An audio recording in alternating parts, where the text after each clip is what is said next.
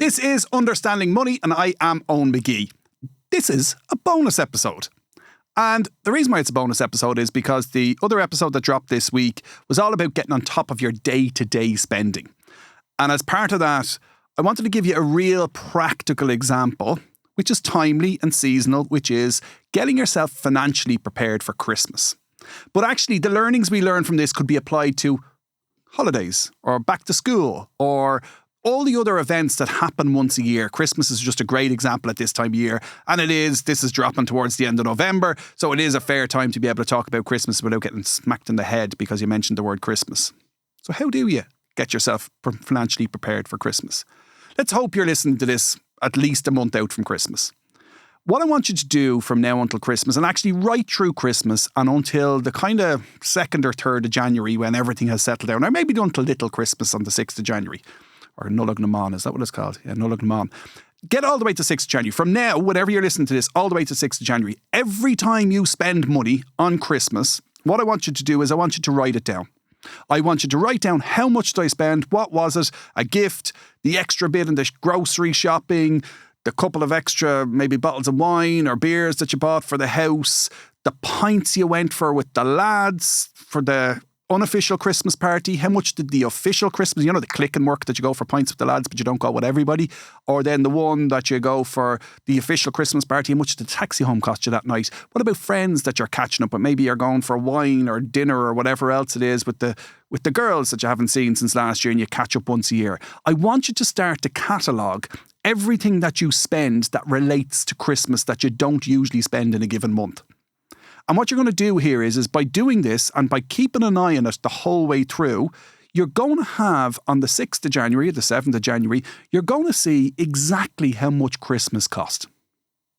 And let's just imagine that Christmas cost, I don't know, let's just keep it as €1,000, is all the gifts, nights out, extra groceries, all the extras cost you €1,000. From January next year, what you're going to do is you're going to put €100 a month aside. So that at the end of October, 10 months later, you're going to have €1,000. And now you are financially prepared for Christmas. It's as simple as that.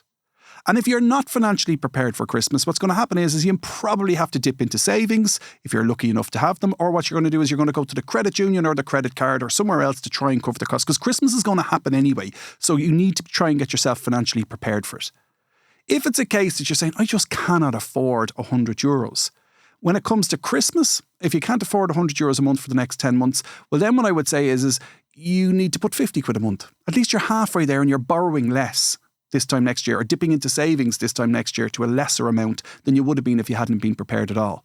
If we were sitting here and we were talking about a holiday next July and I was saying that you need to put €200 a month aside for your holiday next July and you say I can't afford to do it, I'd be saying you can't afford to go on holidays. But you can't cancel Christmas. So let's just try and get ourselves to a position where you save €100 a month or whatever your figure is so that you have the cash there to try and do it. But remember, doing anything is better than doing nothing. But that's next Christmas sorted. What about this Christmas? What can you do about this Christmas? We're a month out for Christmas or however many weeks you are. What I want you to do is when you're finished this podcast, when you've finished and you've turned off the phone or whatever way you're listening to it, I want you to sit down the next opportunity you get or give yourself a promise you'll do it in the next 24 hours. Sit down with a pen and piece of paper. Start to write out the list of people that you want to buy for. If you haven't started buying presents yet, list them out, all the people that you're going to buy. And don't necessarily, you can leave a space for what you're actually going to buy them, but put a number down next to them in terms of €50 or €100 or €10 or whatever it is. But give yourself a limit, not a target, a limit to what you're going to spend on that person. And if you've got €50 in there and you end up finding the perfect gift for 30, great. You don't have to try and make it to the 50, just stop at the 30. But what you're going to see there is once you've added it all up, what will happen is you now have a list and you're prepared financially for how much all the gifts are going to cost you. You'll have everyone covered off, you'll know how much it's cost, and it's not going to be a surprise for you.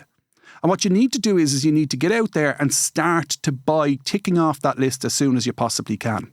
There is a risk with shopping early for Christmas. The risk is that when you do it, what happens is you buy something for Jimmy and you buy it early And then a couple of weeks later, you start to get the fear and you say, oh, maybe Jimmy doesn't think I love him and I need to get him something else. Don't fall into that. Once Jimmy's ticked off the list, cross him off the list and don't go back to him. You were satisfied then that it was the right thing. And I'm going to be honest with you. Let's face it. Think about yourself. Forget about what Jimmy thinks, but think about yourself. When you get a present off somebody, most of us over the age of 7 will say, it was actually the thought that counts. And it genuinely is the thought. That person put a huge amount of thought into that gift. It doesn't actually matter what the price of it was. So once Jimmy's crossed off the list, don't go back to him. Don't shop twice. Don't shop early and shop twice. Shop early and shop once. The reason why you want to do your shopping early is because the longer you leave yourself from buying Jimmy's present for him, the more panic shopping you're going to do.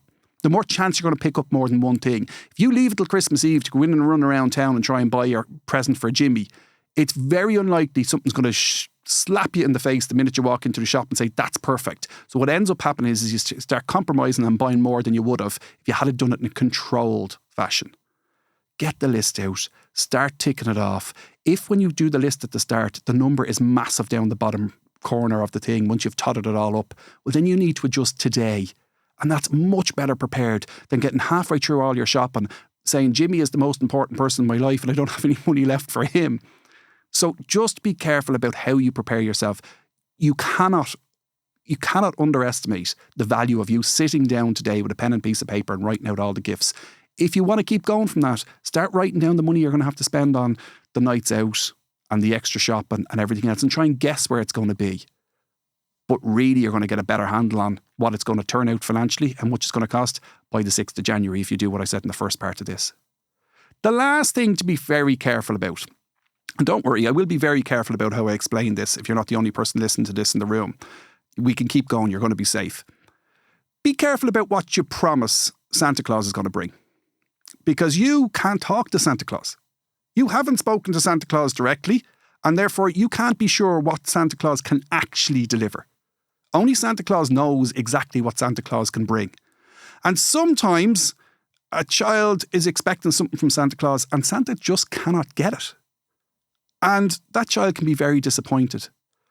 Be very careful about what's being promised because Santa Claus, like the rest of us, can only do so much.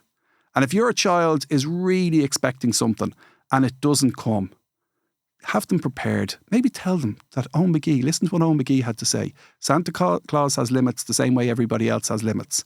And this year is particularly tough on people financially. And what I would say is that Christmas is about spending time with all the people around you. And it's about enjoying what presents you do get. And what I would say to you as parents, be really careful about promising your child that, particularly on Christmas Day, if there's a bit of upset, that you're going to go out and buy it for them in January. Your child is going to be happy to be spending time around you on Christmas Day. And just give yourself a pinch before you get into Christmas and say to yourself, if Santa Claus doesn't actually deliver on what's hoped for, don't get caught on the hook for it yourself necessarily. If you can afford to do it, great. Santa Claus wasn't able to deliver this time. And if January is the time to get it for them, great.